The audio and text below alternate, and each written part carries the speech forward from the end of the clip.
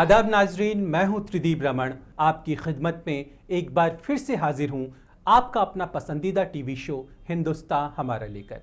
हिंदुस्तान हमारा यानी मुल्क के मुसलमानों की अपनी बुलंद आवाज़। आज का एपिसोड कई मायनों में ख़ास है।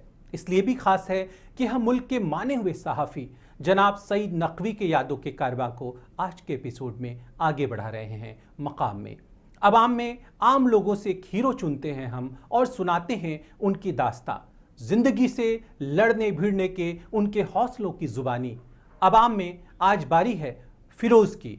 आपके चहेते सेगमेंट किरदार में आज लेकर आए हैं असलम खां के किरदार को।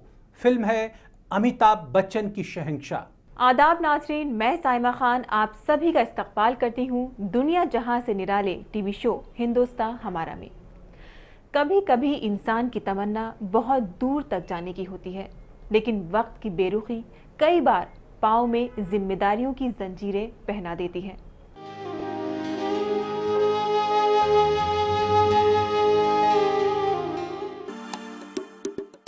फिरोज की तमन्ना फौज में भर्ती होकर वतन की खिदमत करने की थी, लेकिन वक्त ने उसे एक ऐसे मोड़ पर लाकर छोड़ दिया जहां कुछ नहीं है सिवाय रोटी की जद्दोजहद के। फिरोज के वालिदैन उसे बड़े ही अरमान के साथ तालीम दिलवा रहे थे कि उनका बेटा पढ़ लिख कर एक काबिल इंसान बनेगा। फौज ही नहीं बन पाया, इसका तो बहुत बड़ा दुख है मुझे, क्योंकि मैंने 10वीं तक पढ़ाई की। मेरे फादर की भी ये वो थी कि जो कहते हैं पढ़ो, लेकिन कहाँ से पढ़ते, क्योंकि किसी से कोई मदद ही नहीं मिली। लेकिन वक्त को शायद कुछ और ही मंजूर था। फिरोज अपनी तालीम को और आगे बढ़ा था, इससे पहले ही तालीम ने उससे मुंह फेर लिया। वो अपनी क्लास में फेल हो गया। उसके वालिद की आस टूट गई। मैंने पढ़ाई की 10वीं तक, 10वीं में जाके फेल हो गया, लेकिन घर की इतनी अच्छी वो नहीं थी बैकग्राउंड कि मैं आगे पढ़ सकता था। इसलिए मैंने अपना काम लिया, क्योंकि मेरी फैमिली जो है 3, 4, 5 भाई बहन है मेरे, उसके लिए जो है मेरे को कमानी पड़ता है, क्योंकि सबसे बड़े घर में मैं ही हूँ। फिरोज अभी तालीम छूटने के गम से बाहर भी नहीं आ पाया था कि उसके सिर पर परिवार को चलाने की जिम्मेदारी आ खड़ी हुई। जब उसे गांव में कमाई का कोई जरिया नहीं सूझा, तब उसने रोजगार की तलाश में दिल्ली आने का फैसला कर लिया।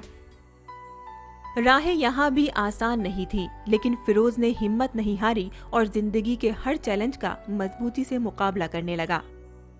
पहले तो काम नहीं मिला, यहाँ पे इधर उधर भागना पड़ा, 2-3 महीने इधर उधर घूमना पड़ा। भाई बंधु बढ़ाए, अपने जान पहचान बढ़ाई, उसके बाद फिर अपना दुकान कर रहे छोटी सी।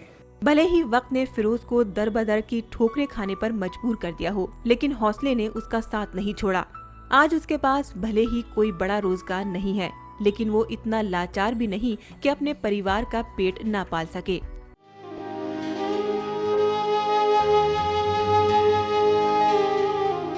जिंदगी की जद्दोजहद के बीच वक्त की बेरुखी से दो हाथ कर रहे फिरोज की दास्तां बयानी के बाद अब वक्त है हमारी बात का। हमारी बात यानी कौम की बात, उसके मसाइल, उनके एहसास और उसके सरोकार से बदकहियों की एक छोटी सी कोशिश।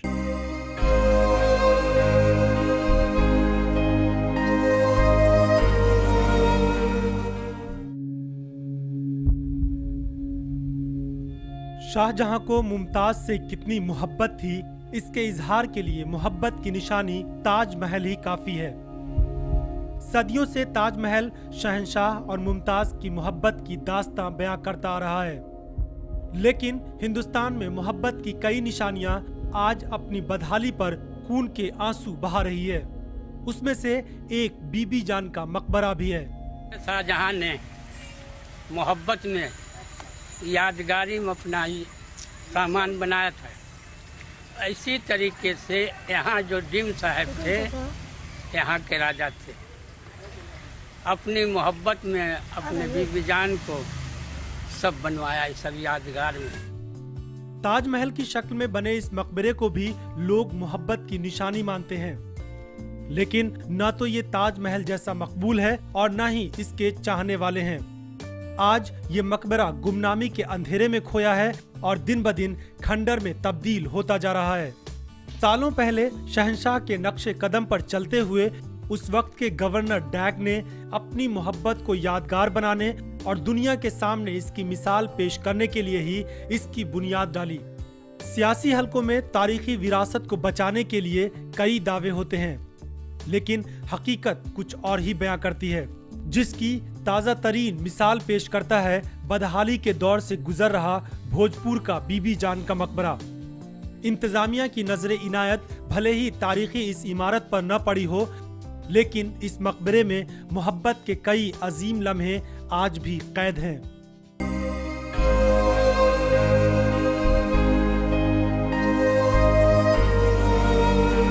हमारी बात के बाद अब वक्त है एक छोटे से ब्रेक का, लेकिन आप कहीं जाइएगा नहीं, क्योंकि ब्रेक के बाद हम पेश करने वाले हैं मकाम।